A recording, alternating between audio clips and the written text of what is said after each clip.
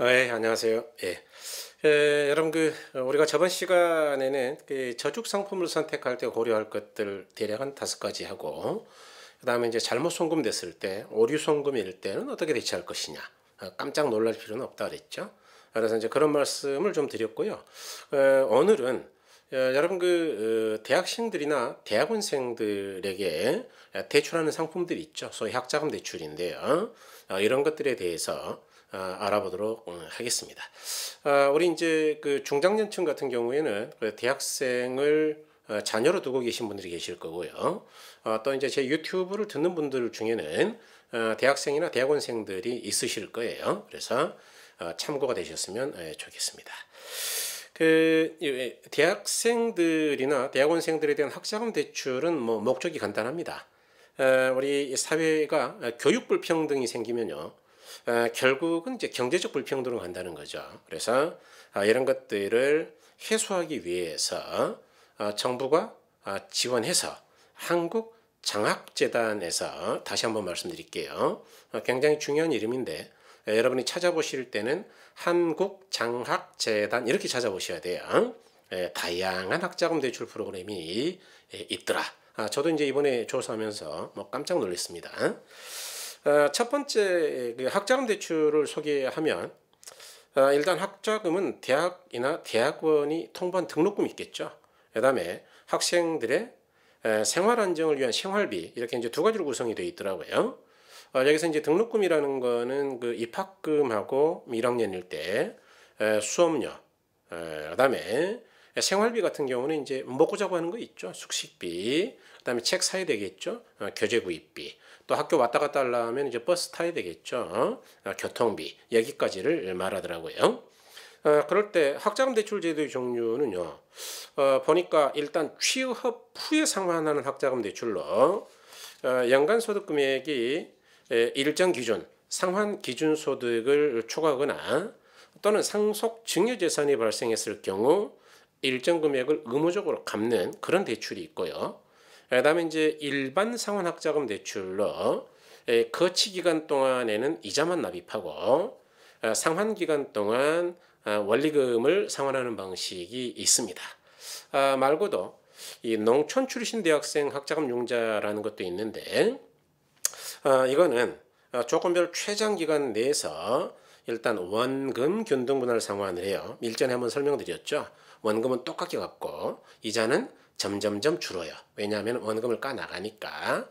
그러니까 은행에 내는 돈이 처음에는 원금과 이자가 많다가 점점점 줄겠죠. 그래서 이런 걸 원금 균등 분할 상환이라 하는데, 이런 것도 있더라. 그래서 이제 이것들을 조금 더 구체적으로 보면, 첫 번째는 이제 아까 말씀드렸던 취업 후 취직하고 상환 학자금 대출이죠. 여기 이제 소득 8구간 이하의 학생이요. 만 35세 이하이더라고요. 학자금을 대출해 주는 겁니다. 여기서 이제 소득 8구간이라는 게, 우리가 소득을 10분위 분배율이라고 10등급으로 나눴을 때 8, 9, 10등급이란 이야기겠죠. 8구간 이하. 그 다음에 이제 일단 대출해 주고요. 취업 등 소득이 발생한 시점부터 소득 수준에 따라서 원리금을 상환하는 제도입니다. 그래서 대출 금리는 연간 고정금리 2.2%더라고요. 뭐 굉장히 싸고요. 대출 기간은 딱히 정한 건 없습니다. 그러니까 이 사람의 소득에 따라서 조금 융통성 있게 받더라 그 이야기죠. 상당히 좋은 조건이죠. 그다음에 이제 두 번째로 일반 상환 학자금 대출이 있는데요. 뭐 가장 많이들 이걸 빌려 쓰겠죠. 모든 소득 구간의 학부생이나 대학원생이죠. 그래서 나이는 이제 만으로 55세까지, 55세 이하인데 에게 학자금을 대출해 주고요. 대출 기간 동안 원리금을 분할하여 상환하는 제도입니다. 그래서 대출 금리는 연리로, 이것도 고정금리 2.2%예요. 대출 기간은요, 거치 기간을 포함해서 최장으로 20년입니다. 그러니까 아까 취업 후 상환 학자금 대출보다는 대출 기간의 제한이 있죠. 그래서 소득 구간에 관계없이, 즉 소득이 많건 적건 누구나 빌릴 수 있는 거다. 그 다음에 세 번째로는 농촌 출신 대학생 학자금 융자인데, 요거 재밌습니다. 농촌 출신 대학생 학자금 융자는요, 농촌 출신 학부생에게 등록금을 전액 무이자로 대출해 줍니다. 무이자. 이자가 없어요. 그래서 농업인 자녀들의 고등교육 기회를 보장하는 대출 제도를 말합니다. 대출 금리는 이제 무이자이고 대출 기간은 대신 최장 10년입니다.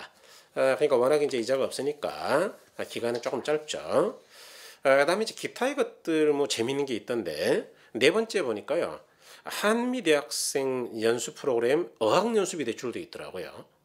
그러니까 대학생 연수 한미 대학생들 대학생 연수 프로그램에 따라서 어학연수를 갈 때 그걸 빌려주는 거예요. 이것도 보니까 연리 2.2%고요. 그다음에 이제 요건 좀 알아두시면 좋을 것 같아요. 대상자분들은. 그 다섯 번째로 학자금 유예 대출이라는 게 있는데 학자금 유예 대출이라는 거냐?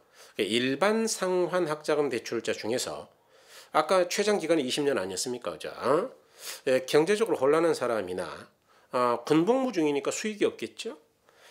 등 일반 상환 학자금 대출 원리금을 못 갚는 사람들이죠. 갚을 수가 없죠. 그럴 때 이제 유예해 주는 제도입니다. 유예라는 거는 이제 기간을 늘려주는 거죠. 그래서 대출 금리는 합리적인 유예 기간, 이유가 있는 유예 기간 동안은 무이자입니다. 그래서 나는 학자금 대출을 받았다. 자, 그런데 지금은 뭐 예를 들어 신용회복 중이라든가 생활이 굉장히 곤란하다. 또는 대학생이 이제 군대를 갔다. 그럴 때는 상환 기간 동안이라도 상환을 못 하죠. 그럴 때는 유예를 시키고 가시는 게 좋겠어요. 그래서 이런 게 있다. 외에도 여러분 그 한국 장학재단 사이트에 가보니까요. 장학금이 굉장히 많더라고요. 그래서 소득연계형 국가장학금으로 국가장학금 1유형이 있고요. 학생이 직접 지원한 겁니다. 그다음에 이제 국가장학금 2유형도 있더라고요. 요거는 이제 대학에다가 주면 대학에서 학생들을 고르는 거예요. 그다음에 이제 다자녀 국가장학금도 있습니다. 자녀들이 많으면.